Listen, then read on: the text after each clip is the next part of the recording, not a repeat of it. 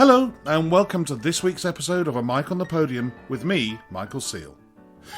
Today, I conduct a conversation with an English conductor who started out as a very successful leader of orchestras and then transitioned into one of the leaders of the historically informed performance movement. Over a long and distinguished career, he conducted all over the world, but is probably best known for being the founder of the Brandenburg Consort and being principal conductor of the Hanover Band. It's a great pleasure to welcome Roy Goodman. Roy, how lovely to see you and to meet you and to speak with you today. How are you? Well, it's great for me. I'm very well and nice to be your guest. Well, what a pleasure it is. I know, because I think you've listened at least to Sir Roger Norrington, episode 100, that you've listened to a few episodes, that I will go right back to the beginning. And two instruments feature greatly in your life: the keyboard, organ or piano, and the violin. And I'm not sure I know which came first and why, and whether you come from musical backgrounds. Tell me about your musical upbringing. I was, I suppose, lucky. It was just very nice for me. Both my parents were professional musicians. My mum lived in Melton Mowbray, where her father was a doctor, and the parish church organist there for 10 years was a young man called Malcolm Sargent. Ah. And that's rather unusual, isn't it? Yeah. So, of course, later Sir Malcolm Sargent. And my mum was born in his last year as organist there. So, you know, he was made her godfather. Right. And so as I say, in my mum's doctor's father, you know, the doctor's house, as it were, they had soirees, musical soirees. Ooh. And I think that, you know, he was all part of that. So, yeah, he was a lifelong family kind of uncle, if you know what I mean. I met him several times at the Albert Hall and a sort of hero of mine. And actually, just linked with that, in 1966, I'll just jump on just for 1 minute. That's the year before he died. I cycled from Hull to London for what turned out to be his final prom season. And actually, to my great surprise, in his last night's speech, which I thought he was bloody good at doing, really unequalled, he actually named me, you know, because he always used to say, we've had people this year from all over the world. You've had people from Timbuktu and New Zealand and blah, blah, blah. We even had a young boy cycle all the way from Hull down to the proms. Of course, the proms all laughed. Yes. I got this recorded on radio, and it was his very last speech. Anyway, I was born in Guildford. It was 1951, and just the following year we moved to Hull, to our long-term family home, which was in Hull. I was the third of four kids, so I had two older sisters and a younger brother, and so the sisters, of course, started off before me. My oldest sister played the cello. She was great. She got into the BBC Symphony. Oh, wow. Had a distinguished career. My other sister was a clarinetist, a Thea King pupil, she had quite a few children, and so her career didn't work out in quite the same sort of way. But she still leads, I think, a wind band or something in Hertfordshire where she lives. So she's been, a semi-pro or whatever, clarinetist all of her. And my younger brother left college, and he became the principal horn in the RAF Central Band. So a different kind of music, but a good position, which was great. So all six of us had been or went to the Royal College of Music in London and got our performers ARCM. In fact, we even made up a family sextet. So it's quite nice, because even though my dad was an organist, he could relinquish the organ and play second fiddle, and which was very kind of him, of course. I took that very nicely. But we were 2 years apart, so I guess let's say when we were something like 40, well, all teenagers anyway, 13, 15, 17, 19, something like that, we could form a string quartet, clarinet and horn. Oh. And that seemed unlikely, but it's actually a very nice combination. There's a lovely sextet by John Ireland, which was our party piece. And we had a couple of pieces written for us. John Hedges, who was a lecturer at Hull University, he wrote Anthony Hedges, lecturer at Hull University, and he wrote a piece for us. And we played a few church concerts or marquee concerts in big country houses or whatever, you know, for friends, which was all very nice. Of course, we rowed all the time, so rehearsing was rather like every chamber group does. Yeah. Yeah. Well, because there wasn't really any, as it were, boss, and of course we could do the Mozart clarinet quintets, which we did, and that was a lot of fun, because Jenny, my clarinet sister, was really super. So my mum had previously played with, she was a professional viola player. She played with the Boyd Neal Orchestra for a time in London. Oh, that's a famous name from the past, Boyd Neal. It's great. I had a chance to meet him in Canada once when I was working there, because that's where he moved to. And he was one of the pioneers, really. I think his orchestra started off a lot of the sort of good chamber orchestra playing that they inherited through the various ensembles. But he was quite a pioneer in those days, and I think very enlightened man. So that was a great experience for her. And she was basically a violin and viola peripatetic teacher in Hull. My dad was the organist there. He was organist at Holy Trinity Church. And he was also the city organist in the City Hall. So there's an enormous multi-purpose organ in Hull City Hall, which he sort of sat me at when I was about 7 or something, and I hardly reached the pedals. But he went off and went shopping and just literally left me there. And it was like I was let loose in a sweet shop or something. You know, it was just it's a really nice hall. I've conducted in there a couple of times, and it's a really nice hall. Yeah, and the Hull Phil, is a good organisation. It's one of those halls when it's completely packed. There's not much acoustic left. True. Yeah. And that's always a bit sad, because when it's empty and it's got a kind of dancing floor, it's got wooden floor. But when it's empty, it's terrific. But so that's one little reservation. So my dad was organist at both of those places. He was also head of music of the high school in Hull, Kingston High School. So they were both teachers. I mean, my mum was a really great teacher. She dedicated herself to particularly the poorer elements in Hull, there were a lot down near the docks and everything else. And she would give her time for their money and help out when in things or what have you. It's sort of surprising, just looking back on it, that they never involved themselves in teaching us kids. Not at all. They didn't supervise practice or do anything. They didn't have any involvement at all with our progress, which was, with hindsight, I think was a really good thing, because it meant there was never any conflict. There was never any it simply didn't crop up. Basically, they simply arranged for us to have lessons with really good local teachers, and who were generally very, friendly and very receptive to us. And so I suppose when I was about 5, I went down the road to have piano lessons from a friend. She was super. She was very sweet, very gentle, if you know what I mean. But she helped me a lot with just reading music, general rudiment stuff, which was great. And not long after, maybe even only 6 months later, I started the violin with a friend on an adjoining street, and that was great. So very happy progress with those. Probably like so many people, I wasn't very good at doing my practice and everything else, but perhaps it might have been a good thing if my parents had just sort of got a bit more, got up my backside sort of thing, to just get me off my backside. But I don't think it's a bad thing. I mean, I remember my daughter wanting to learn an instrument, and she had violin lessons to begin with. And my wife saying to me, well, you should teach her. And I said, no, definitely not. I don't want there to be a conflict. And other than one person I worked with, virtually all of my professional friends in the CBSO, their kids either didn't play the instrument that they played and played something else, or they sought lessons with somebody else and not taught by their mum or dad, so that there wasn't this conflict. And there has to be a line drawn in the sand between the teacher and it's very easy for a child to start emotionally blackmailing you, and vice versa, the other way, parents, as you've just said about practicing.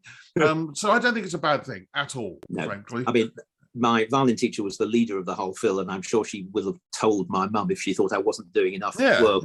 But that was great. Anyway, a couple of years later, when I was 7, my mum one day just said we were going to get a train journey to a place called Cambridge, and I was going to be not having to, but I'd be asked to sing a little song or something, and do a few tests. Which was just bolt out of the blue, but I wasn't the slightest bit worried about it, of course. No idea what to expect. And we arrived, and I did my little tests and what have you, and sang a little bit. I actually think I sang once in Royal David City, which is quite funny, because it was going to be a tune I might sing on the radio quite a few years later. But this was to be a chorister at King's College, Cambridge. And I think my academic little tests didn't go very well, but David Wilcox seemed to like my voice. And both my parents had actually been at Cambridge University, my dad at Caius College as Organ Scholar, and my mum at Girton. That's where they met, and so they would I think they were angling for me to get a place. And fortunately, because of David Wilcox liking my voice, I got in, and full scholarship, so it's basically free. I mean, free education and everything else, and went there the following year in 1959, and I was there till 1965. It was just absolutely fantastic. So many, actually, there are certain things I do remember vividly, which is, I was in the choir. You're a probationer for a year. In other words, you're not really a full member of the choir for about a year, and but unless someone's sick, and right. There was a boy who was sick, and a couple of things resulted from that I had to stand in his shoes. The first thing was that only a few months after me arriving there at all, we had to sing for Boris Ord, who was the director of music before David Wilcox. So he passed the mantle, as it were, but he was still around. He was given an honorary doctorate, and we had to go and sing in the Senate House in Cambridge for his honorary doctorate. Now, the reason that was significant was because every single word of it was in Latin. I thought my parents had sent me abroad or something, because obviously I didn't understand a single word of it. No, but it was. Yeah, I mean, even the address, was in Latin. I mean, there wasn't a word of English spoken at all. So it was wow. Most people. But I was just supposed to follow the boys and just do whatever they did. I had to do as well. And but I do remember, of course, that we sang a lot of music in Latin. Yeah. So that was an introduction, which was kind of unexpected. And I also remember very clearly a few pieces, because we sang a lot of the same repertoire each year. Pieces would come round again. Yeah. And there were two pieces in particular which I found. Well, actually, there were three. I suppose the first, which was the other reason I had to join the choir singing when I was still a probationer, was a recording of the Bach St. John Passion. And this was just weird. I mean, I was way out of my depth with it. I mean, I can't say I found it rewarding. I found it incredibly difficult. I mean, I struggled to pitch the notes and get obviously you learn very quickly just not to do anything wrong. So if you didn't know what to do, just don't do anything, So that red light syndrome. But that was one piece. But there were two others that stuck in my brain. One was a lovely 4-part mass by William Byrd, the English composer, and also another piece which is by Palestrina, the Stabat Mater, again in Latin. And the reason that it's important to me is this, because I can remember about 3 times in my childhood as a chorister. The first, as it were, being not being able to understand this music. Yes. And then the second time, maybe a year or so later, singing it again and thinking, I think there's something to this. And then perhaps 3 or 4 years in, when they came round again, these pieces, I remember vividly then thinking, this is just a magnificent, I mean, it's just fantastic music. And the sort of appoggiatura notes and everything else that sigh at you, and the dissonances in the Palestrina and in the harmony, those things really affected me. And that kind of the catalyst, as it were, for a passion, in my spirit, for the power of music. I mean, just simply how extraordinary it is. And it's funny that this happened to me. I was probably, let's say 11 or 12 or something when I really noticed this.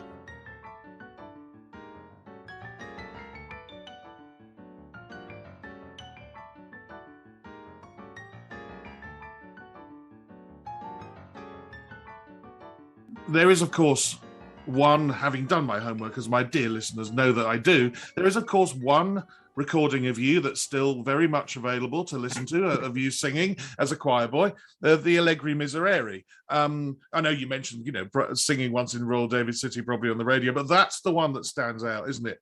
How did that come around, and what do you remember of that? I thought you weren't going to mention it.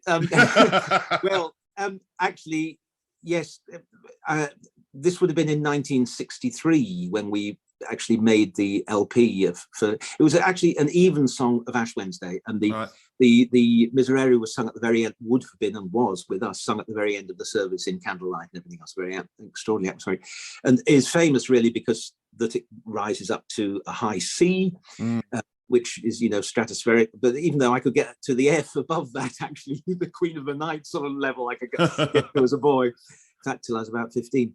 But obviously I'd heard that we'd done the piece on each Ash Wednesday. Yes. And so 63, I started in 59. So, I mean, it had been probably 3 years before I sang it. Yeah. When the choir had sung it. So I knew what to expect and what it was. And in fact, we were never coached in these things at all. I mean, it was just assumed, as it were, that we knew the music we had to do. And it was really a funny story, which is completely true. I wrote it for the sleeve notes when it was transferred to CD. And in fact, they made a little EP of it, which was nice. I mean, they wanted to put my picture on the front, but my dad refused, a bit like Ernest Luff, over the wings of a dove, that he recorded with the Temple Church Choir and so on. But in a way, I'm a little bit sad that didn't happen. But we had a rugby match that day. I loved rugby. I mean, actually, one of the joys of being at the choir school was sport. Yeah. Because we did sport every afternoon. And obviously, it was intravenous music, I mean, you just did because you all the time. So we started with a very early choir practice, and we sang services 6 days a week and that kind of thing. So it was just amazing. But the sport was great. And it was quite natural just to run into a rugby match. Fortunately, we wore long trousers because I had grubby knees, muddy knees that day. Miss Aiken, I remember, the matron, she was scolding me but there wasn't time. We had to run on. I was late with one of the other boys, and we sort of ran in, and they were already warming up and sort of singing. I mean, the session had sort of started, which seems very strange to me now, but it didn't seem at all strange at the time. I mean, we just had to be a few minutes late and apologised and took our places. And Dave Wilcox was sort of going down the line with a few boys singing. So it wasn't a pre-planned thing that it was Roy was going to do the solo. Yeah. Goodman, as I was going to sing the solo. David sort of just calmly said, well, Roy, you have a go, and it's a little go, and he said, right, well, come and stand here, and let's take this, and so we did, and so it went, and it was all very natural and easy. And I think David Wilcox assured me, not that I needed assuring, but it was quite an interesting thing that we just did complete takes. We did about 3 complete takes, and then the recording is actually 1 complete take because he thought it was absolutely fine and lovely. And I suppose I've wined and dined on it quite a lot ever since then. I think in a way my kids sort of resented the fact I'm like a one hit wonder, kind of thing. not that that's true at all. My kids don't know about the rest of the stories, but yes, eventually I became very proud of it. I mean, I was embarrassed, I think, as you are as a kid, about being well known for something, as it were. You don't want to stick out from the crowd, but later on, I've very much appreciated it, and not least how much pleasure it's given to people.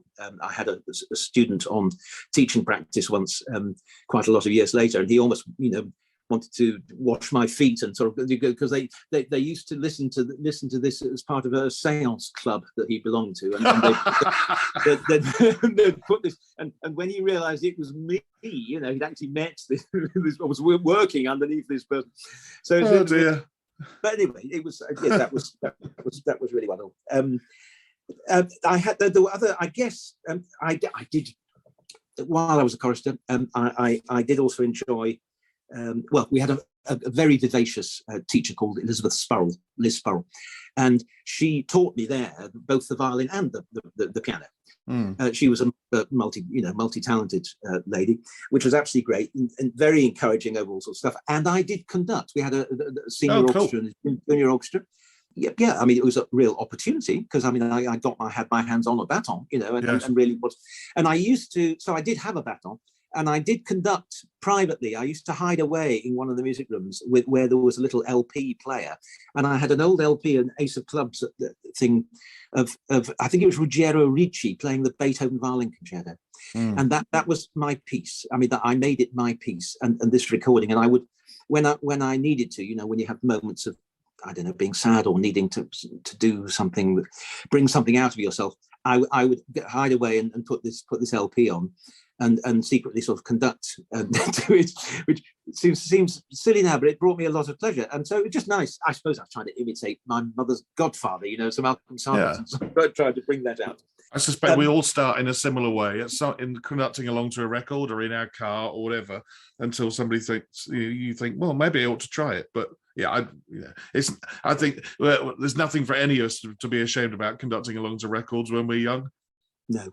But I did enjoy playing even in the junior orchestra, and that was something that was going to be important to me later in life. And when my time sort of came towards an end at King's, I did actually pass a full scholarship to go to King's School, Canterbury, and my dad took me down there. I know he wanted me to go there, and they were yes, proud of the fact that they had 3 orchestras at the school. And actually, I think quite a lot of it was quite a good breeding ground, if you like, for conductors and what have you at King's School, Canterbury. Yeah, I've interviewed a few on here. Yeah, right. Well, it was. I mean, it was a very musical school, but I knew that being a chorister had not been exactly normal, and I had an overriding desire to go back where my 2 sisters and brother were back home, because that's where they were in Hull, and be, as it were, what I thought might be normal. This was very strange at King's because I was the only boy in the school, not just in the choir, but in the school, 120 kids or whatever, to go to a state school when they left.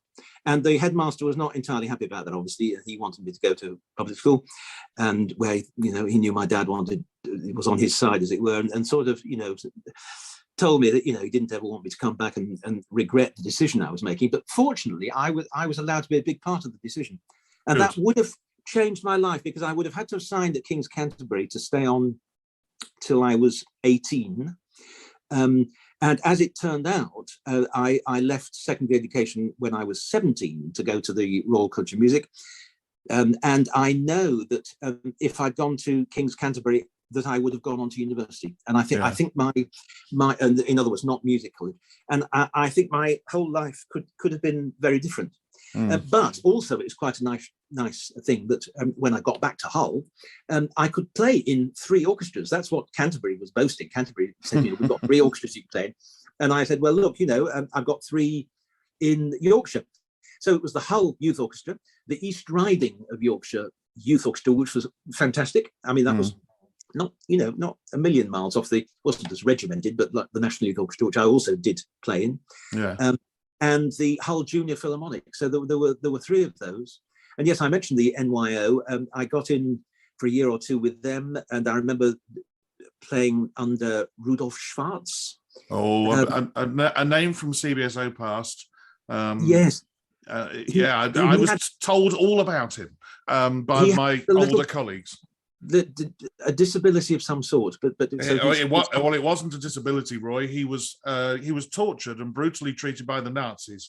God. And I think because he was a very good pianist, but what I'd heard was that they'd broken his arms or affected his shoulders, so that he conducted in this particularly, you remember this way, almost like he was cradling a baby in front of him. Yes. I was told, with one up, these arms crossed. I mean, this may sound strange, but I mean, it was actually endearing, because you sort of felt for him very much. And I remember the repertoire. We did Shostakovich 10. We did the Bartok Concerto for Orchestra. Yeah. And I, of course, I thought both of those pieces were just amazing, just absolutely amazing, which was great. So we did those a bit on tour. But back at school, at Hull Grammar School, there was something very unusual, and that was that there was no music teacher. And this was, of course, a bit odd, because my dad was the head of music at Kingston High School, which was the sort of rival secondary school. Right. But then, for better or worse, I'd been accepted at the grammar school, which is what I wanted to do. And I think in a funny way, although we never ever discussed it, and I've only thought of it quite recently, that it was odd I didn't go to the school that my dad was teaching at. Yeah. It's probably a good thing that I didn't. It was probably very much his idea that, I should be at the other school. Yes. But my dad negotiated, I was there, it was quite odd being in the headmaster's room, that I would have to teach myself music, because I was going to have to do O-level music, and A-level music, which is what I did. And therefore I should be let off a couple of subjects, which I think were geography and science, which I sort of regret. So I never did Bunsen burners, and I never did field trips, with geography and all kind of. So unfortunately, I mean, it does seem a bit mad now. But anyway, it meant I could use that time to prepare for assembly, because we had assembly every morning at school, and I was asked, I don't think it was my idea, but anyway, to prepare 10 minutes or so of music, which I on an LP, which I put on in the hall, on the LP player in the hall, and choose a hymn and play the grand piano to accompany it and everything. So, this is starting at 14, 15, something like that. I was in charge of doing those things, a great responsibility. And in a way, it was terrific. It was perhaps a little bit more difficult for me when I became a teacher later on, that I hadn't had proper music lessons from a teacher. So I hadn't been through that system myself, as it were. Yes. But it made me very independent. And so that was an unusual thing. And I got my music A level in 1 year. I took it 1 year early, my music A level. So again, I persuaded, this is really unusual, to cut short my time at school. So only leaving after the lower sixth. Yeah. And I got a place at the Royal College of Music, and I discovered in advance, I'd done my homework, that I could do the external Durham B-Mus course with just one A level. Right. So I was thrilled to bits. So I went there when I was 17 to the RCM. Brilliant. I managed to, other odd things. Doing the B-Mus course, you were not allowed, this is ridiculous, to play in the RCM orchestra. Isn't that? I mean, it's mad. Yeah. It sounds counterintuitive somehow. Yeah. But even though orchestras were going to be my life, yes, yeah. I was sort of banned from it, and I managed to squeeze all my classes into about 2 days. And actually, I went back. So I said, Malcolm Sargent was the organist at Melton Mowbray. My mother's mother, my grandmother, lived there still, and basically I arranged it so I could spend 5 days a week free of charge in her place there, and 2 days a week with all my classes and everything else at the college. Nice. I was there for 2 years, so I got through my B-Mus course from Durham. I got my ARCO. I thought, because my parents were teachers, I thought the most likely thing was that I was going to have to teach at some stage in my life. Yes. And I knew, because my mum, rather late in life, but she'd been forced to do something that wasn't necessary at the beginning of her career, and that was to take a kind of dip ed, a sort of certificate of education or something, because they changed the rules and regulations. I knew I should take something. So I was going to do a 1 year teacher's training course, which I did in Reading. And in fact, I settled in Reading for about 30 odd years. But the problem was this: my ARCO was not accepted as a high enough diploma for my course. So at the very last minute, I discovered that I was going to have to get my FRCO, which is a really tough exam. I mean, you have a 3-hour fugue paper, you have to do sight reading in 4 different clefs. So treble and bass clef, but 2 different C clefs in the middle. I mean, nightmare. I mean, that was one thing I did actually practice all of my life. I mean, so for the listeners who are not UK based, an FRCO is a fellowship or a fellow of the Royal College of Organists. And, correct. And those of you even in the UK who don't visit London, the Royal College of Organists is a hop, skip and a jump from the Royal College of Music. It's just up the stairs towards the Albert Hall. It's not far at all. So you can be in both buildings within a couple of minutes of each other. Well, I only found out I had to pass that exam at short notice. This is now 1970. I had a really extraordinary 1970. In that 1 year, I got my FRCO, which was great. I was invited by Peter Fletcher, who'd been the East Riding of Youth Orchestra music advisor, what have you, but he's now in charge of the LSSO, the London Schools Symphony Orchestra. Yeah. And he invited me to play for a week of carol concerts in the Royal Festival Hall. And actually, likewise, I played, I think, for the Pines of Rome in Maida Vale Studios. I played the organ part in Respighi's Pines of Rome. Wow. With the London School Symphony Orchestra, as it were, but in Maida Vale Studios. That was fun. I was invited by my dad's organ teacher, so George Thornton Ball, an Australian organist. He was on tour in Australia, went off for a month, and 4 students from the college were invited to take a week each. So I did one of those, which was nice. I also played the Mendelssohn Violin Concerto, soloist. So this is still 1970, with the South Buckinghamshire Chamber Orchestra. And I got married. Wow.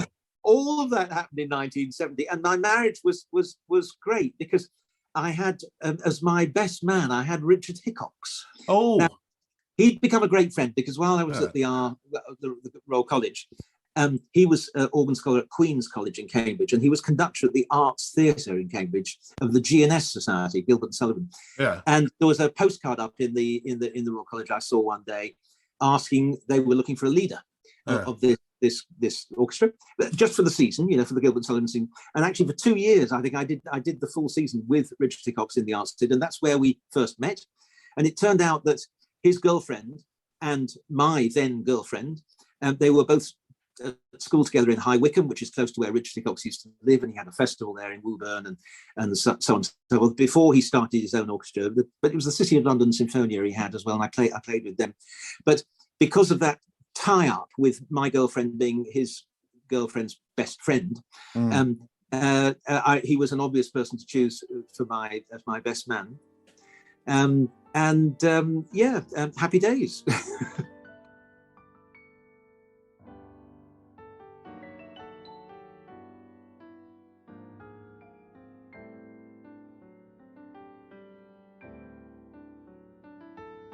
I'm going to jump to what you're best known for and find out whether the RCM had anything to do with it. And I know, very soon you become a teacher for 8 years in Reading. But let's talk about HIP, because at some point you will have got very into HIP. And for those who need reminding on the podcast, historically informed performance. Not a term that some of the people involved in HIP like, but it's a sort of catch-all umbrella term. When did you become interested in it, and why? And this is long before you started the Brandenburg Consort. But yeah, I'm just interested when it first popped into your head. Right. Well, it was exactly at this kind of time. So we've just been talking 1970, when I left the Royal College of Music. During my time there, I was in touch with several friends who were students in Amsterdam and in Vienna. Yes. And because there were a few hubs that were sort of starting. There were about 4 places where you could get them. Well, only 4 places really. One was in Basel. August Wenzinger was there. One was in Vienna with Niklaus Harnoncourt, who was there with wife Alice. One was in Amsterdam with Gustav Leonhardt, and one was in The Hague with Zigizal Kauken. And that was just about the limit of it in the world. I mean, of really top professional people who were offering some teaching. And that was only beginning in, I was going to say, the late 60s. I mean, 67, 69. So around about the time I was just about to leave college myself. And I was in touch with some of these people, and, we were sort of commiserating because we were all beginning to get a bit excited about it from the LPs that we were able to hear. This was the main thing. And it was actually in 1970 that Harnoncourt's first recording of the St. Matthew Passion came out, and I bought it. I was an avid collector. In fact, I have every single thing that Harnoncourt's ever recorded. He made a whole series of very early LPs with his Concertus Music in Vienna from throughout the 60s, and I have all of those on LP, and I have every single modern digital recording he's made. And he recorded the St. Matthew Passion again 30 years later.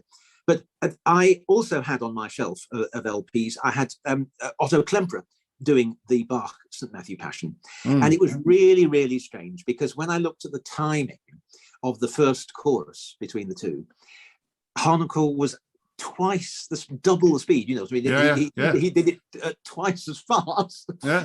And I was so excited. I mean, this just seemed just like devastating. It was just amazing. And it made sense. And it's funny, I put them on just for fun because they crop up occasionally, but I did put them on to compare recently, and the not the shock, but the delight is still there.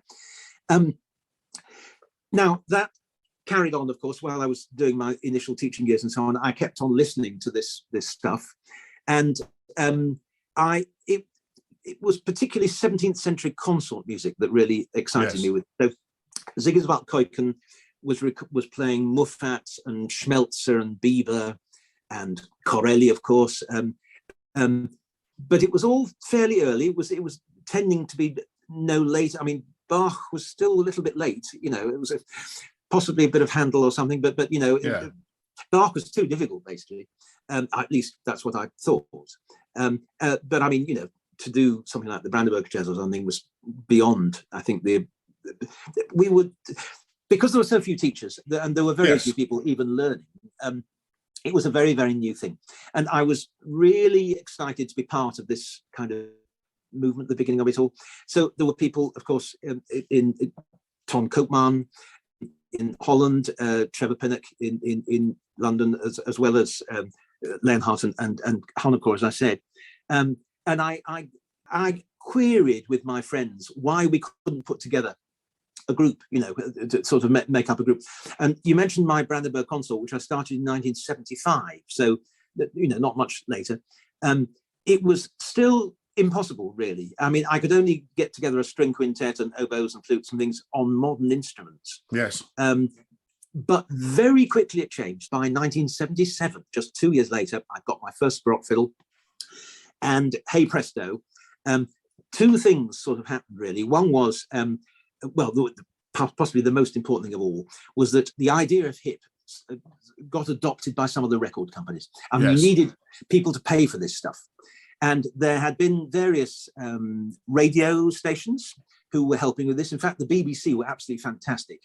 They had one or two producers. I remember Anthony Burton was one and Nicholas Anderson was another. They were real, as it were, entrepreneurs you had to ring them and see if they could come to your concert, and they would have listened, and then you got onto an approved list. Yeah. And then, as happened with me, I made, 40 or 50 radio programs of Purcell and, all sorts of stuff. The other thing was record companies. So Christopher Hogwood, who had already made some early LPs, as they were then, with his Academy of Ancient Music, he got an amazing contract with Decca, with a label called L'Oisellier. And it was a producer. It was very often just one producer. Like, for example, for Roger Norrington, it was David Murray for EMI. Yes, yes. Astonishing guy who did things. For Trevor Pinnock had his colleagues at Deutsche Grammophon. And for Christopher Hogwood, it was Peter Wadland for this L'Oisellier label. And lo and behold, he got a contract to record the complete Mozart symphonies. And I can warn you that meant 65 pieces they ended up recording, not just 41 symphonies, but 65 pieces altogether over about 7 years. And suddenly that meant there was an income, there was money available for doing this. I mean, that was the catalyst, really. I think the beginning of the Mozart symphonies. It was unbelievable work that we were able to get. Yeah. And as I say, I could then start, change my players in my group and then have that. 1979, so that's just jumping on a few years, I was a founder member of Tom Koopman's Amsterdam Baroque Orchestra. And there'd been all sorts of strange mixing of the groups with the different companies and what have you. It was all a bit convoluted and awkward, but things settled over a few years, and it was absolutely wonderful. I was a regular member with Trevor Pinnock of the English Concert and with Tom Koopman of his Amsterdam Orchestra, and actually it was very nice that we did a nice mix of them both, because actually you can get, you can have overdose, have too much of any one thing. It was nice, but it was a small group of the same players. We'd see each other in different groups all the time, and we, of course, the repertoire extended. So Tom Koopman said he would never record anything later than 1791, which is Mozart's death date. Yeah. Well, of course, he broke that. In 10 years, he and so did everybody else. And gradually, the repertoire has moved on chronologically. Which does make sense, and people's technique. I mean, as soon as we could play Corelli well, then Handel and Bach became easier. As soon as we could play Bach, there was the chance of playing Haydn and Mozart. As soon as we could play Haydn and Mozart well, there was a chance of playing Beethoven. Then there was Berlioz, Wagner. Then Elgar. The hip thing goes right the way through all of that, because we've learned so much, and people. Have started to respect composers' wishes, the way that they used to play. And there's an absolute wealth, as there was, of course, available, before all this started, but the books that tell us how they played, all of the teaching books, particularly by Geminiani, Leopold Mozart, Carl Philipp Emanuel Bach, Quantz. There's an astonishing, simple range of books, a lot of which were translated into English, and wonderful pedagogues like Harnoncourt, who were very generous with sharing their information and their source material and everything else, and encouraging people to play in such a way. And which was just fantastic. So the hip thing just completely infected me, and it's in a way been one of the most important things I've been trying to motivate people with for my entire working life, because it's meant more to me than anything, really. And despite all the struggles, I mean, we did have struggles. The Academy of Ancient Music struggled with competing with the academies smart in the fields, and there was some bad blood for quite a lot of years. And people were saying that the old instrument players weren't good enough to play, which may have been true, of course, for a period of time. But eventually the standards got equivalent and high. Yeah. And I think myself, I think I didn't realise I belittled quite a bit of the work we did. And with hindsight now, I realise that actually, I mean, the trailblazing stuff that Roger Norrington did, and people like Sir Charles McGarris, really Yes. conductors, both of whom were mentors of mine and people who I still respect hugely. It became kosher, it became very accepted. And it was, okay, the public may have been divided 50-50, but at least 50, half of them loved it. But exactly that. That's very true. We basically never looked back. I remember when Tom Copeman's orchestra started in 1979, we were paid £100 a day.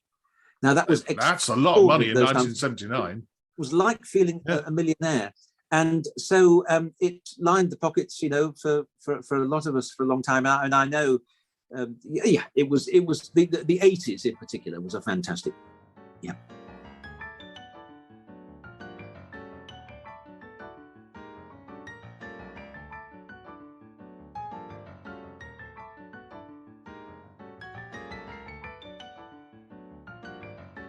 As I mentioned earlier on, you founded the Brandenburg Concert in 75, which became the Parley of Instruments, with a merger with another orchestra called Ars Nova. Yeah. And then, 86 to 94, the Hanover Band, your principal conductor. I want to talk about directing, because a lot of all of that early HIP stuff was leading from the violin. But then also you would have led maybe from the harpsichord or from the organ, or even from the piano at some point. How did you transition from being the director from the violin or the keyboard into suddenly being the man at the front? Yeah, well, of course, not everyone liked it, because a lot of the, I was going to say, brown rice and sandals club, that's what we used to call them sometimes. But anyway, the really diehard purists. Yeah. We shouldn't have a conductor. I mean, they didn't have a conductor until, let's say, Berlioz or something, but there wasn't a true conductor for Haydn and Mozart and Beethoven. But yes, I suppose what happened was I became concertmaster of quite a lot of orchestras for other people. Yeah. I led the Orchestra of the Age of Enlightenment for who can I think of? Charles McGarris, Ivan Fischer, Simon Rattle. Yes. I led his Glyndebourne, Figaro, and also in Domineo at South Bank and various things. And so I started moving towards the front, and then with my own group, it got bigger sometimes. And I suppose with the Hanover Band, it was really where it started for me, that we were recording Haydn's Military Symphony. I think it was in 1987. And with all the percussion and what have you, we just couldn't get the ensemble as good as we wanted. And Nimbus, who recorded, didn't like editing, so we had to do it in one take. And so I, at one point, I remember, much to everyone's chagrin, if that's the right word, but I picked up a stick. I had a stick in my violin case, and it all suddenly was sort of okay. The ensemble problem sort of disappeared. So it was like a no-brainer for me, and I just thought this is kind of the way to go. So I then became quite well known for being able to direct from the violin. And I went through a lot of the agonies that somebody like Viotti will have gone through all those years ago. When he was waving his bow and his bow arm, I think Viotti was known for actually annotating his violin part. He would put in wind cues things so that he could actually help the wind players, and because this was really important. I went through all of that, and I used to do the same thing. And I had there was one particular concert, which was actually quite early on in 1981. I directed Beethoven 5 in the Guildhall in London with the Hanover Band. And that started off the Nimbus contract that we had. And I was standing on a podium facing the orchestra. Wow. And I remember Anthony Halstead, who was the principal horn, fantastic player. He was very complimentary to me at the end. He played under quite a few violin directors in the English Chamber Orchestra, which he was principal of. And he just said, Roy, he said, you've got it. This is good. And I coming from him, I really took that to heart. I mean, it was very, very good for my morale and everything else. And so I felt quite confident to carry on doing that. Now, there were times when, of course, when we had bigger orchestras and so on, when in fact directing from a keyboard was much more sensible. Yes. And practical is what I really mean. And Fortunately, I was, from my organ playing days and everything, I was a very competent keyboard player. I mean, I could never be a soloist or anything like that on the piano, but I did then have a go at certain things on the harpsichord and found it very comfortable and very easy, and I enjoyed myself a lot. And then that meant for certain repertoire things that it would be on the forte piano, which was good, or the organ. I'd play continuo organ myself. So those three instruments then started to feature quite a lot in my life, and I felt very comfortable doing it. I mean, I've directed Mozart Figaro, I've directed Handel's Orlando, both big scale operas from the harpsichord or forte piano, and played all the recitatives and all that kind of stuff, which is great. The thing that I've struggled with sometimes is that the information we get from musicologists doesn't always line up with what I've thought. I'll just give you one quick example of specifically of Mozart and Haydn. Yeah. This is to do with Christopher Hogwood's recording. So the Mozart symphonies, which I've already mentioned, yes, Chris had a guy called Neil Zaslaw as the musicologist.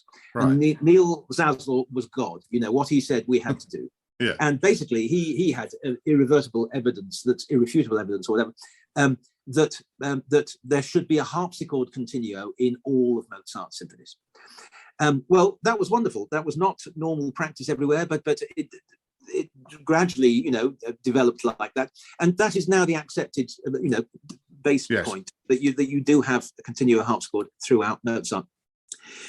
Now, extraordinarily, when Christopher Hogwood started doing the complete Haydn symphonies, which a little bit like my Haydn series with the Hanover Band, which we did 14 CDs for Hyperion of, and it ran out of money. Chris Hogwood's also ran out of money. So very sadly, neither of those full sets got completed.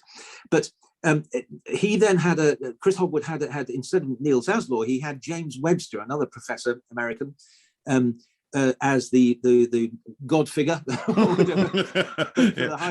oracle, the oracle, yes. And he basically said that Haydn did not have harpsichord or keyboard continuo in his symphonies, but I've gone through all his arguments, and they just don't hold any water to me. Yeah. But unfortunately, the world at large and the critics and everyone else thought that he was absolutely right, and I haven't yet had a chance to fully present my case. I did do a little symposium in Oxford for Andrew Parrott a few years ago when I sort of laid my case out, but I haven't managed to put it in print yet, and I hope I will one day.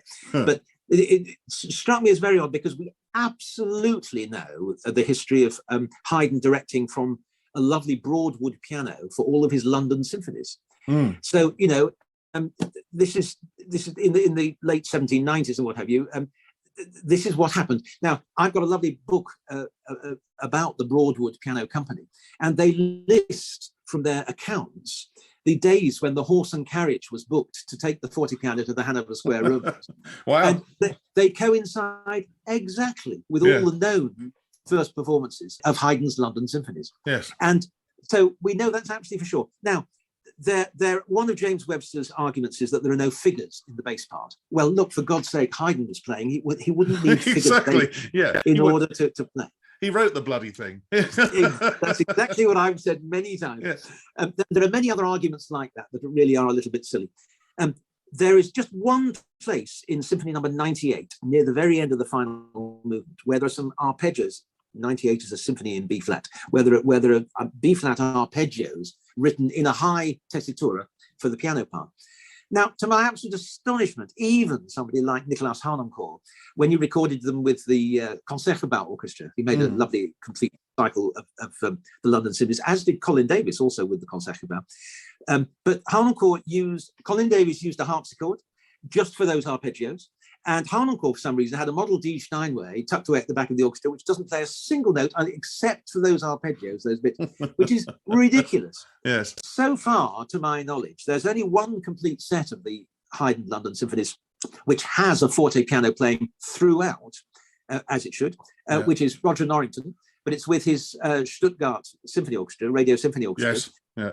And I got in touch with his lady who played it, and we've had long discussions about it. It's slightly distantly balanced, and it was absolutely not a Broadwood. I remember Roger telling me, how on earth are we going to get a Broadwood piano, 1799 Broadwood piano in Stuttgart, etc., which is fair enough. But Christopher Hogwood did record, I think, one or two of the London symphonies from a Broadwood forte piano, and I have done exactly the same. Yeah. And it's just magic as far as I'm concerned. I mean, the forte piano really does work well. We know that he uses it in those, and I cannot understand why. The reason we know that the harpsichord in Esterhazy, where Haydn worked in his early years, was burnt. It burnt down with the opera house. Right. But apparently he did use the harpsichord in the opera stuff. And it's very, very odd that Giovanni Antonini, who's now directing a complete Haydn series himself at the moment, has categorically said that he is not using a piano. So I'm very curious to know what happens when he gets to the London symphonies, how that's going to work out. But he admits that they were used in the opera house. And it's very odd because he's already recorded some music that was for the opera house in which he does not use a keyboard. So his argument's already gone down the plug hole. But I do find a lot of it sounds like music -1 to me. Yeah, yeah. So, I mean, it can go much further. And I've had a lot of pleasure trying to convince people. I've lost the battle sometimes along the way, but Yeah. but I'm hoping still to, well, before I kick my clogs, to put this in more in writing so that I can leave. So you should. Yeah, so you should. I mean, going on, your period with the Hanover Band, and now you're starting to conduct. You're working across the world. Yeah. You feature quite a lot in opera and ballet, which is something you probably, as you said, you played for Rattles Glyndebourne, but opera and ballet is a big part of your life. How much did you enjoy the tempo change, things taking 6 weeks rather than 6 days, or even occasionally 6 hours? You know what the UK music scene's like. How was that tempo change for you, and how much did you enjoy it? I found it difficult in both cases. I found both opera and ballet difficult in different ways. And I mean, I suppose opera in its basic form, opera is like accompanying a soloist, So yes. the singers are your soloist and you're accompanying. So it's a bit like doing concertos. So there's a sort of connection there. I suppose various starting points. One is language. Yes. So I'm an absolute fan of Handel's operas. All of Handel's operas are in Italian. Mm. And there are, I don't know, over 50 Italian operas by Handel, which are fantastic pieces. Now, I will freely admit that they do work incredibly. The music is so powerful, and yes. The vocal lines are just breathtakingly emotional and virtuosic and quite extraordinary. And so I'm a real fan of the Handel Italian operas. But they do work very well in sort of semi-staged performances. Mm. Possibly, actually, for me, even better, because then everyone can be honest about the emotions they're singing about, and the music shines. Whenever I've done or been assisted somebody in a concert performance as an opera, people say, "Oh, the music! You can hear the music so much better when you're not distracted by and scenery and staging." Yeah, the music is simply fabulous. I mean, it really does come on its own. So I suppose there were two things difficulties. One was I used to go for coaching in Italian, for each opera, because I was very particular about the colour of vowel sounds from the singers. I wanted to be able to criticise them about that. The problems, yes, I suppose, of I've never had an opera singer sing in front of my beat. They're always So, I mean, that's 100%. So it's quite difficult sometimes to explain to them how far behind they are sometimes, and just keep them going. But that's obviously in the rehearsals. You just have to be disciplined to make it clear when things are not working and what they have to listen for, and how you can make all that work. But the other big problem for me was the régie, was the staging. Yes. And I very rarely was lucky enough to have a stage director who was also a musician. Yeah. And therefore was happy, like me, to put the music first. And that if anything in the staging really did contradict or get in the way, then they would change it or whatever. Unfortunately, that often didn't happen. I mean, things just were the way they were. And I suppose the very first sort of major production I did was in 1992. I did Scipione in Italian, in Karlsruhe, so in the Stadttheater for the Handel Festival that they had every year. I was there for quite some time. In fact, that was the first I did. I did roughly 20 productions in 20 years. So I did roughly one opera a year for 20 years. Yeah. And about 2/3 of those were there, but also I did Drottning Home, which was very wonderful. I did Stuttgart Opera with repeats sometimes in Budapest, and also traveling to San Francisco. So I mean, I did do opera all over the place. But this production is quite interesting, the one of the Scipio, because I was told about a year in advance or whatever, but that the producer was thinking of making an analogy with the Gulf War, First Gulf War, right, and Scipio basically could be General Schwarzkopf in fatigues. Right. But he just said, it's just a rough idea. And he goes, well, what I didn't realize was that when I arrived, it was going to be a full-scale Sheraton hotel in Riyadh. The atrium of the hotel was the stage, a huge stage with revolve and everything else. We had 2 glass elevators going up to the corridor with the rooms and everything else. We had a snug bar, and actually I joined in the spirit of things by saying, look, let's have the harpsichord dressed up as a pub piano, and put it in the bar and let them have all their conversations going on around that. And that was great, because I got very involved in the rest of the team, which is a good thing. There was a briefing room. There were places for them doing interviews and everything else. It was extraordinary, but it really was the Gulf War. Yeah. And of course, there were certain things like the rushing around the hotel that they were having to do while they were singing became unmanageable. And I put down, which was easy because the singers, of course, complained as well. That kind of worked, and it was exciting. And the next year one worked as well. But there was a case, maybe I was going to say it was about 10 years later. I was in Stuttgart doing another Handel opera, Alcina. And this Alcina is set on a magical island. The set for this, and I didn't have much discussion about it beforehand, because it was a production that had already happened. So whereas the Tamerlano one was a new production, it was set in a dismal, dark room for the whole evening. And there was a kind of cutout in the middle near the back that looked as though it was somewhere where a picture might have hung. And what it was, that people could walk across behind the stage, and you'd see their silhouette and their outline. And this was providing a kind of subtext to the opera throughout, that how on earth the public were meant to understand any of what was not being said in the text of the opera. Yes. With the 2 guys who were the stage directors, they twisted everything. So, you're singing you're happy because you're sad. You're singing you're sad because you're happy. They twisted all the emotions around. And it made it completely impossible. And I'm afraid to say, although they got really bad reviews, they got massive publicity. And it seems as though even massive bad publicity is better than no publicity. Well, that sometimes. And who said that? That isn't that Phileas T. Barnum? Didn't he say that, or somebody like, or Orson Welles, something about even bad publicity is better than none. That was the case with quite a lot of the things I did. Now, but that was about 20 operas in 20 years around the world. Ballet was very different, because I only did 2 years of ballet. Yeah. However, in that 2 years, I did about 50 performances. And this was a real baptism of fire, because ballet is a completely different story, really, because at least in the opera, generally speaking, I got good reviews for how we'd managed the music. We at least performed the music honestly and to the best of our ability, despite the staging. Yes. But with ballet, you can't do that, because, ballet is just a fixed product. Once the steps have been made, even though you have a good regie choreographer. I was actually incredibly lucky, because almost all the ballets I did had been staged by Georges Balanchine. Oh, well, there you are. Yeah.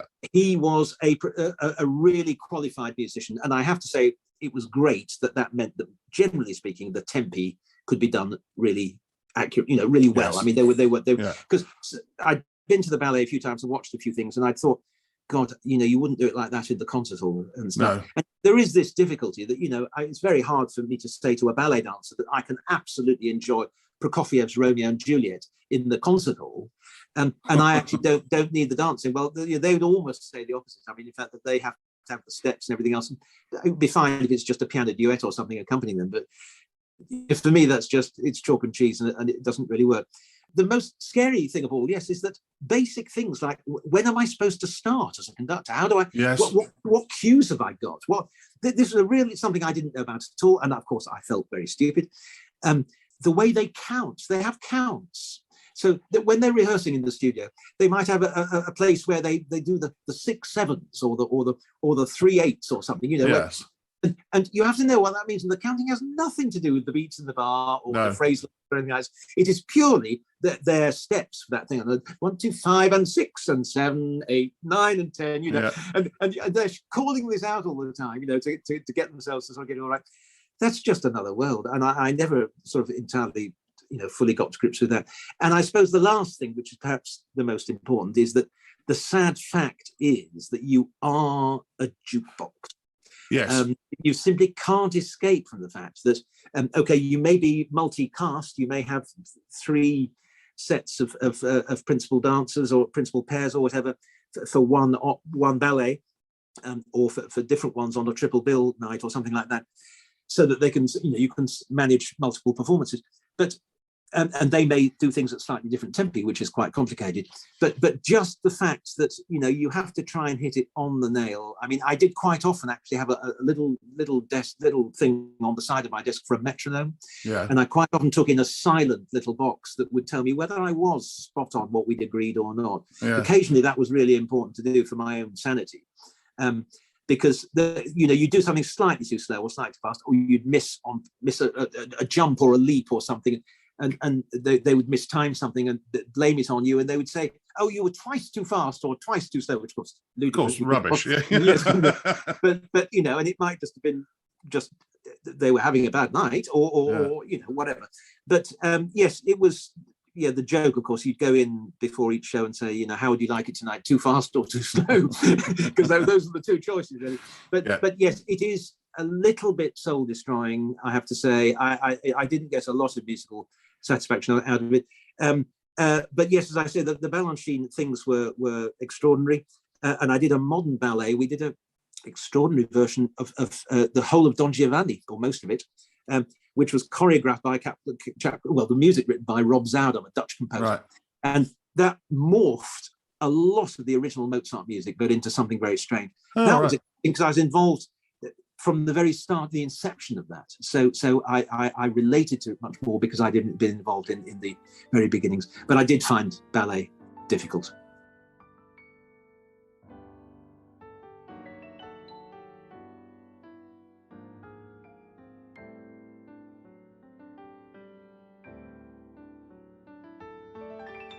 There's one question that I've asked every conductor. You don't have to do this anymore because you don't have to mark up any scores unless you do it as a hobby. I don't think you do. I think I know what some of your hobbies are. But when you had to learn a new score, what was your system? Did you use a piano? Did you start at the beginning and work your way through? And because I've asked everybody else, and I'm always fascinated to know how everybody does it, were you a scribbler in of things, coloured pens and pencils, highlighters, or were you one of these geniuses who literally preferred the blank page? So how did you go about it, Roy?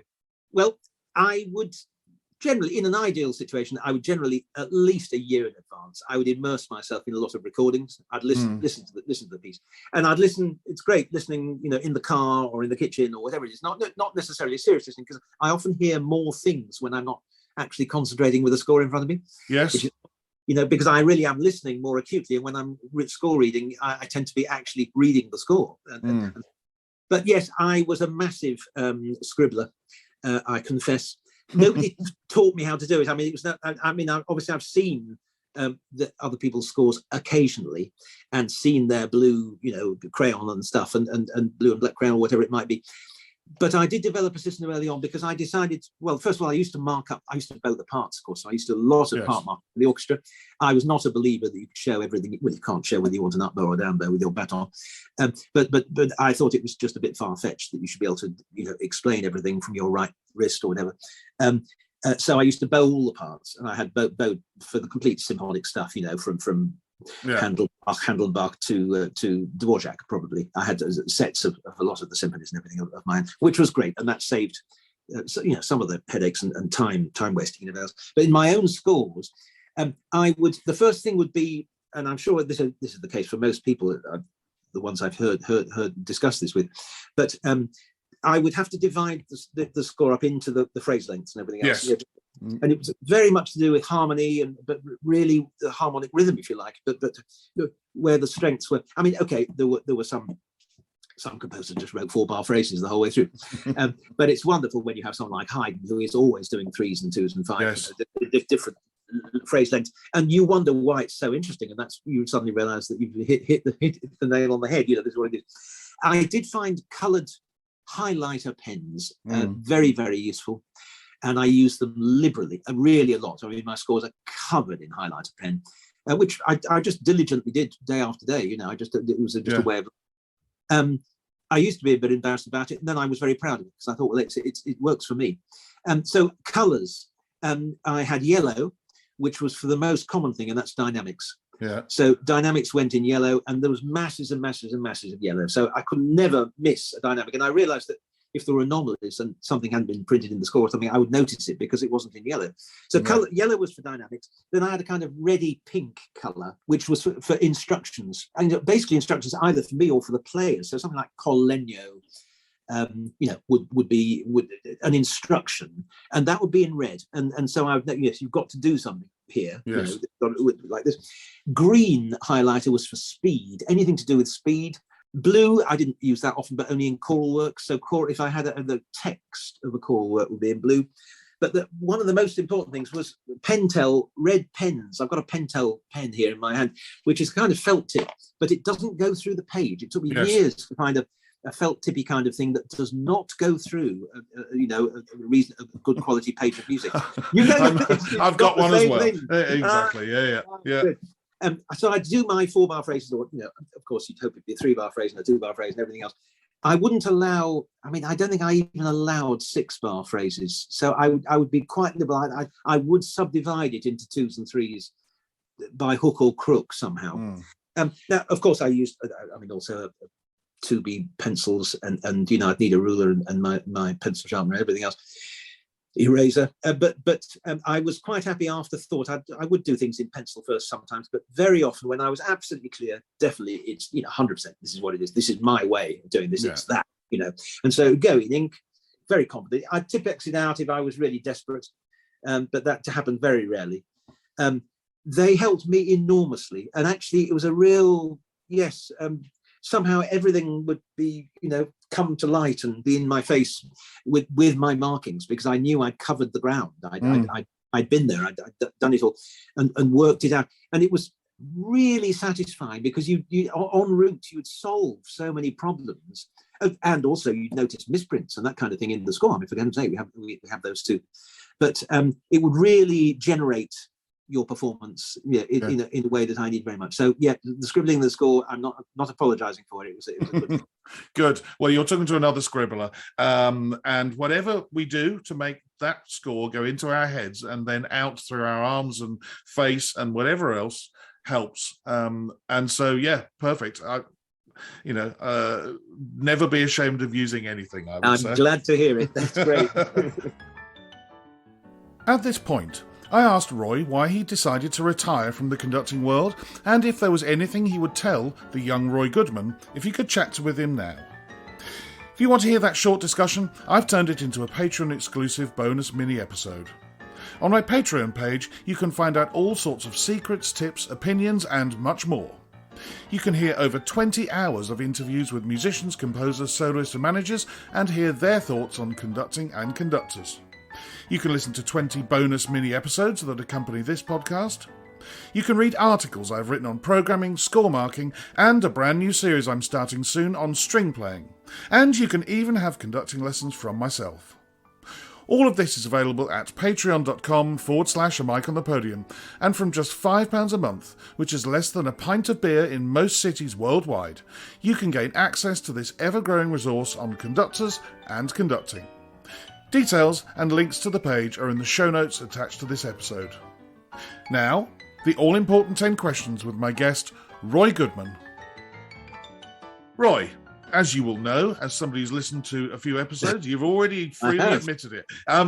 You'll know what's coming now. It's the 10 questions. And you'll know that I will start with, what sound or noise do you love and what sound or noise do you hate?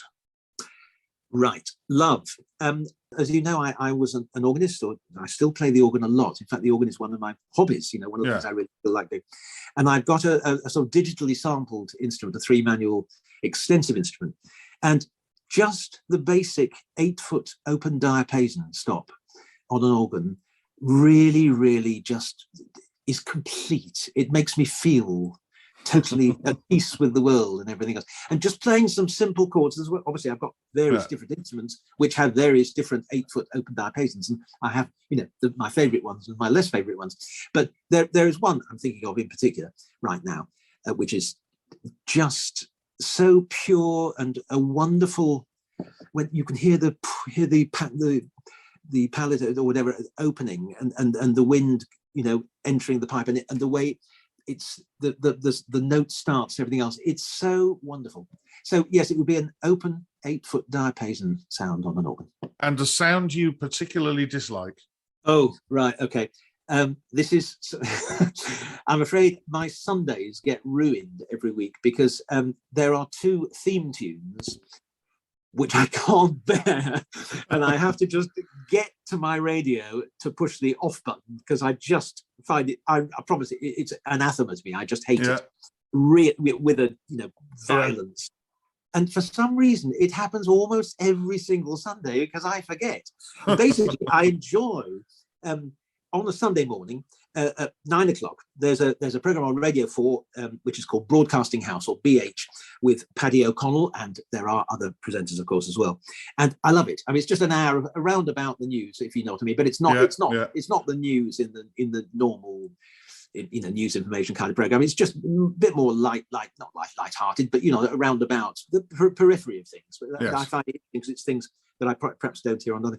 And I get so involved with it that when it comes to an end at 10 o'clock, I'm unaware, that what's just coming.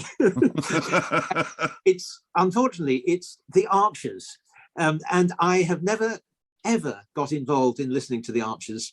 It's been such a long running and such a popular program, but that comes on at 10 o'clock, and the Omnibus, which is on a Sunday, so this is the particular that has a different orchestration, if you like, of the theme. Okay. So this what's it called? It's called Barwick Green. It's called Barwick Green. That's right. Barwick Green. Well, I think they changed it. I don't know, 10 years ago or something like that. But a group called Bellowhead played this lovely tune. But the orchestration of it, the sound, I don't know, it sounds to me like, I don't know, piano accordions or bagpipes or something. But it drives me insane. And as soon as the first thing starts, I have to smash the off button and get the radio on. And turn over, because at 10 o'clock, what I should have done is turn from Radio 4 to Radio 3, because I like, it's Sarah Walker has a lovely program called Sunday Morning, which actually starts when that newsy program starts at 9 o'clock. And I just slip into that at 10 o'clock. And every week I think, why did I not change the channel? It should do it automatically. It should be a way of doing it. And unfortunately, the same thing happens at the end of that program. So her program ends at midday, and on comes another program called Private Passions on Radio 3, which I've just never somehow got into. I don't know why. It's got a bit of Michael Barclay. It's his program, and it's got a bit of music of his as the theme tune, which again I just don't find very pleasant. And I've sometimes have found his program rather patronising. So I haven't really got enjoyment out of that. So it's the changes between those programs on a Sunday morning that actually are a real hate thing for me. And there's not very much in this world that I hate, but I just have to jump to the radio and turn it off. If you had 24 hours free, what would you spend it doing? My favourite thing is climbing a mountain. It's Helvellyn in the Lake District, which I first climbed when I was probably about 4 or 5 or something as a kid, and I've climbed many, many times since. So to have 24 hours climbing up to the Tarn and across Striding Edge and then Swirl Edge to come down of Helvellyn and seeing the views of Ullswater and everything below, it's just breathtaking. So that'd be my favourite 24 hours. Can you name your favourite conductor or conductors of yesteryear? I'll give you 3. I'll tell them straight off. So Toscanini would be one. Yes. Carlos Kleiber would be another, and Nicolaus Harnoncourt would be the third. And I think all 3 of them in my life, the way, my listening habits and everything, they've greatly influenced me. Toscanini, I found amazing. I've got his complete RCA recordings in a big box, and it's astonishing. Tempo is such an important thing. Drive, drive for a conductor, and he seems to hit the right tempo for so much of the mainstream repertoire, and wonderful clarity of articulation and everything else. I just found his recordings as a whole just incredibly exciting. Carlos Kleiber, deep thinker, just an extraordinary man. Maybe we can't hear him in so much repertoire because he didn't sort of make so many studio recordings, all that kind of stuff, which is sad. But I remember two things particularly, and one is his performances of Der Freischütz, one of his calling cards, and just seeing him in the pit, that is just belief and passion and everything to the nth degree. I mean, just absolutely astonishing commitment. And when he's rehearsing, there's some lovely rehearsal tapes, him trying to, a bit like I was with my hip stuff, and him trying to get the players to play his language, and what part of this don't you understand? You'd always say something like that to the Vienna Phil, yes, which is amazing. And then, of course, there are those very sad films about his later years, and again, his frustration. I think he seriously lived through a lot of the kind of frustration that I've experienced myself, and I really feel for him. I mean, because at least I'm still happy and living to tell the tale. But I had a very soft spot for, very important feelings about him. Harnoncourt, massively important. 1970, this Matthew Passion, absolutely changing the world, and throughout his life he was a trailblazer. I mean, just astonishing. And the most important thing for me about him is you cannot ignore him. Nobody should ignore him, because he always has something very important to say. You can agree or disagree. You can do that with anybody. But Harnoncourt is, I think, unique in this respect, that you really should not, at your peril, ignore what he has to say and how he tries to do things. And generally speaking, you will also therefore learn from the things that you do disagree with, because you'll then have a good reason for it, because he's presented his case very well. So that's those three. Terrific. Well, two of your three I chose as my two in episode 50. No. So yeah, Kleiber and Harnoncourt. So let's find. Yes, exactly. Let's find out whether your favourite current conductors also agree with me. Well, okay, I'll give you all three straight away, just so that clears the decks. The first would be Yannick Nézet-Séguin. Yes. And second would be Susanna Melky. Yeah. And the third would be François Xavier Roth. Oh. I'll give you my reasons, really. Yannick, when I was conducting for many years the Manitoba Chamber Orchestra, Winnipeg, who were all members of the Winnipeg Symphony Orchestra, we used to have guests. So I was only out there for, I don't know, eight concerts a year or something like that. But we had a couple of guests, 2 or 3 each year. He was invited by popular demand when he was very young, and being a local lad, as it were, Canadian, it's a small country. I know my players really loved him being a visitor. So I then suggested after a year or two, I said, look, if you like him so much, why don't you book him for every year, for 1 or 2 concerts or whatever, which they did. And that's all in the past. But I was just astonished then at his progress and listening to his recordings. He worked with a very difficult orchestra in Holland, which I conducted quite a lot, which is the Rotterdam Philharmonic. I mean, they're a very wonderful and powerful orchestra. They had Gergiev, of course, for quite some time. So they've had some quite hard taskmasters. Yannick got them to play sweetly and beautifully, and I think he put a real motivation back to get the best out of the music with them. So I'm very impressed. And to see, he's at the Met and so on and so forth. He has made complete recordings of all of the Mendelssohn and Schumann symphonies for Deutsche Grammophon, and they're lovely. So that's mainstream stuff, and he's up there. He's up there with Harnoncourt, which is terrific. Susanna Melky, I only was listening to a recording of hers with the Helsinki Philharmonic very recently, and realised that she's been with them recording the complete works of Bartok. I was listening to the Bartok Concerto for Orchestra, which I played in the National Youth Orchestra, and know it very well. And my breath was taken away. I thought it was just fantastic. And she's recording all of the Bartok works and much more besides. And she is just one example of about 40 or so female conductors who I've latched onto in the last year. I started making a list.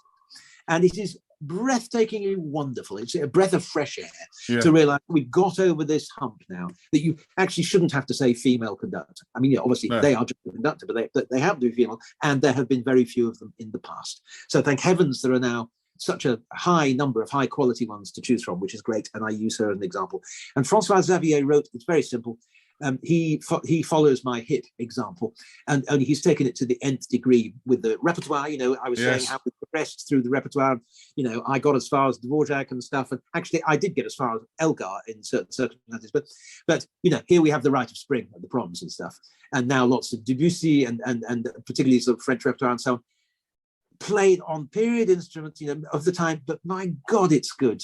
I think I heard Ravel recently. I mean, it's just wonderful, and it justifies all the reasons why we all joined this club of trying to use period instruments and use historically informed performance.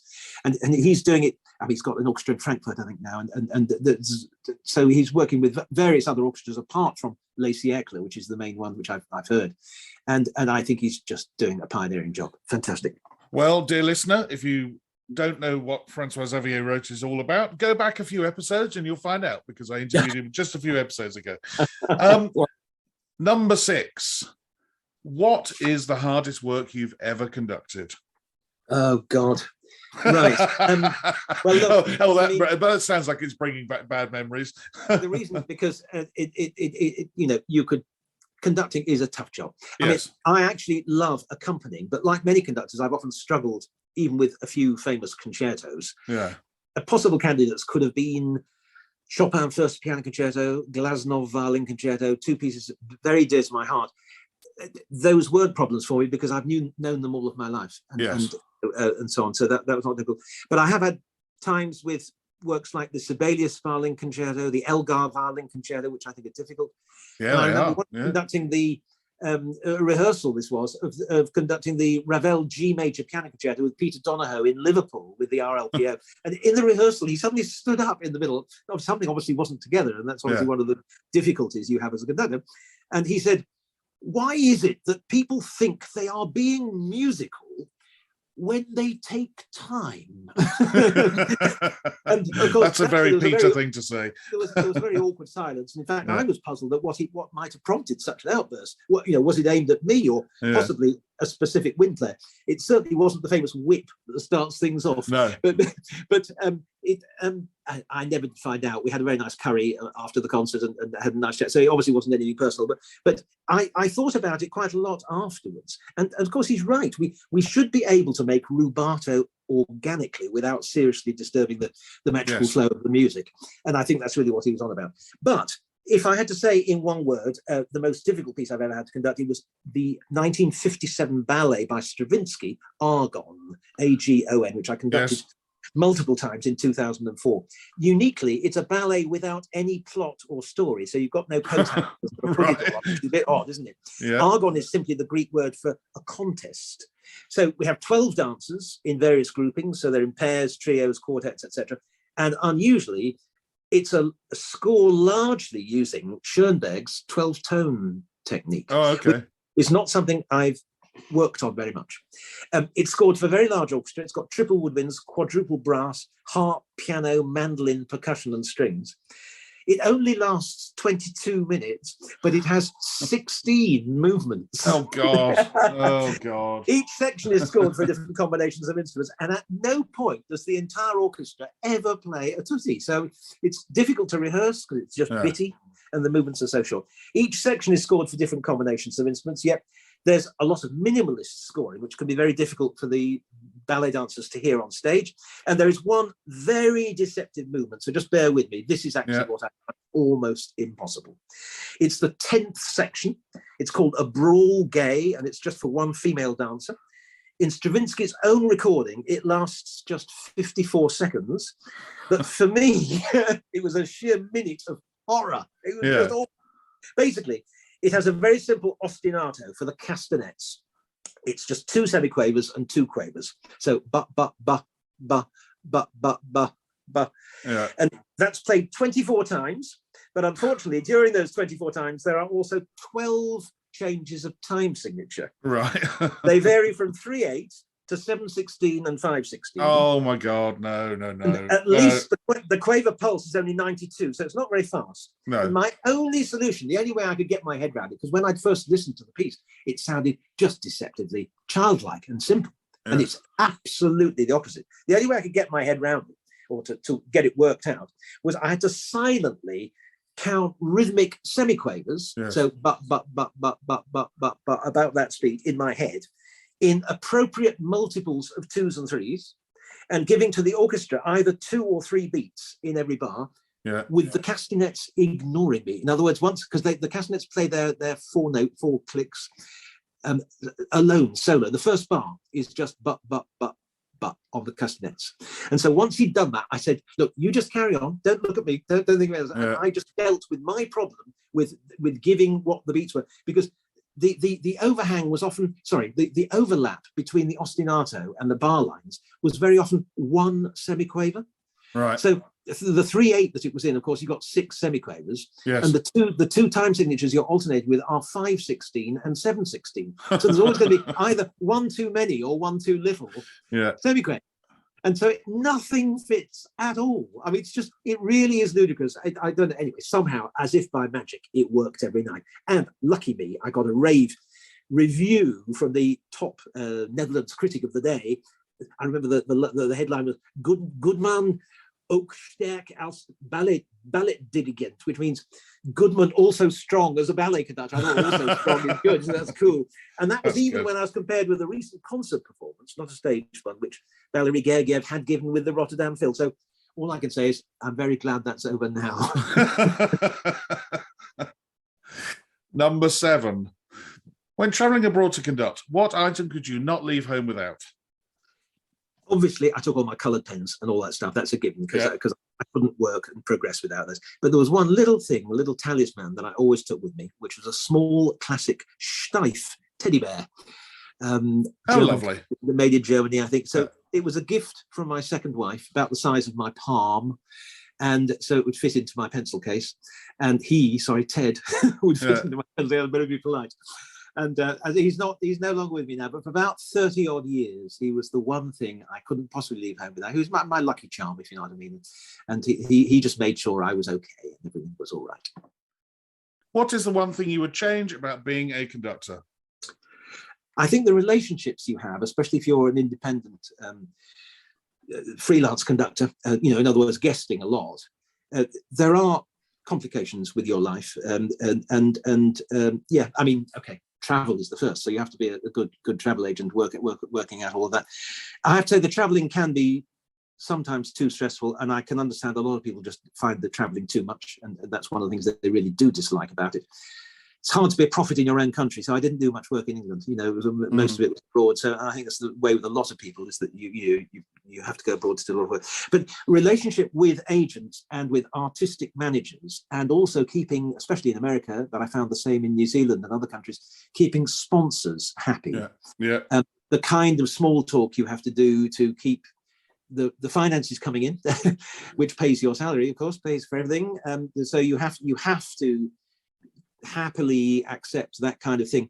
But an agent would have been very helpful as a buffer for me between me and the orchestra management. It's not fun discussing money or fees or conditions or hotels or whatever it is. I mean, there's so much rubbish that can get in the way, which is better if it doesn't get in the way, if there's somebody else to buffer that for you, which an agent would do.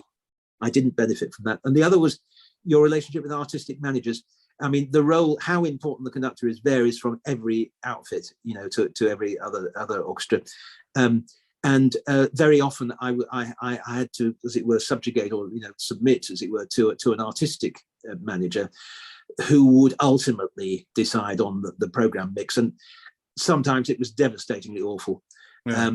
I mean, those kind of relationships are so important. I can think of about 2 artistic managers who I was fortunate enough to have for a couple, 2 or 3 years each, who transformed my life. I mean, it was just wonderful because we saw eye to eye on everything, and it was a melting pot. We'd throw our ideas together and then come to a mutually wonderful compromise, for it all, which is how it should be.